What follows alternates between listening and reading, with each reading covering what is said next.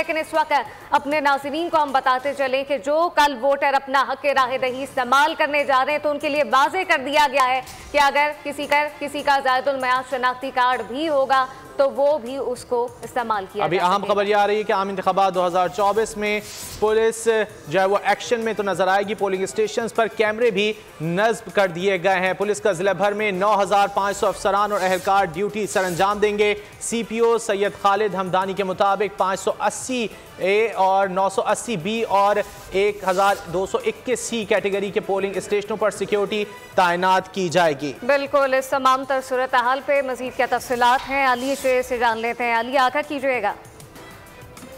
जी बिल्कुल, रावलपिंडी जो कि बहुत ही अहम सियासी वालों से शहर है और वहाँ पे भी इस वक्त जो पोलिंग की तैयारियां हैं एक तरह से कहा जाए कि वो आखिरी मराहल में शुरू हो चुकी हैं।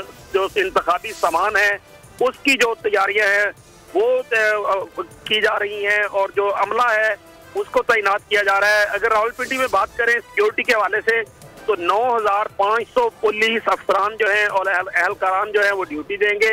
2024 का यानी जो कल इलेक्शन होने वाला इलेक्शन है पोलिंग उस पे 9500 से जायद जो है वो दीगर सिक्योरिटी अफसरान मसलन जिसमें रेंजर्स और दीगर लोग जो है वो शामिल होंगे। इसी तरह से 580 जो है वो A, 980 B और 1221 C कैटेगरी के पोलिंग स्टेशन जो है वो बनाए गए हैं। यानी उनको नॉमिनेशन की गई है उनकी हिसासियत के एतबार से और उनको फिर आगे 280 क्लस्टर्स में तकसीम किया गया है। यानी हिसास, नॉर्मल और ज्यादा हिसास उनमें तकसीम किया गया। तो इस तरह पोलिंग स्टेशन के ऊपर पाक फौज, रेंजर्स, पुलिस, उसकी रिस्पांस जो दस्ते हैं वो भी मौजूद हो गए। अंदर की लेयर जो होगी वो पुलिस के पास होगी, यानी पोलिंग का अंदर की साइड जो है वो पुलिस के पास होगी। उसके बाहर जो है वो रेंजर होगी और उसके बाहर जो है वो पाक फौज होगी जहाँ जहाँ पे जरूरत पेश आएगी।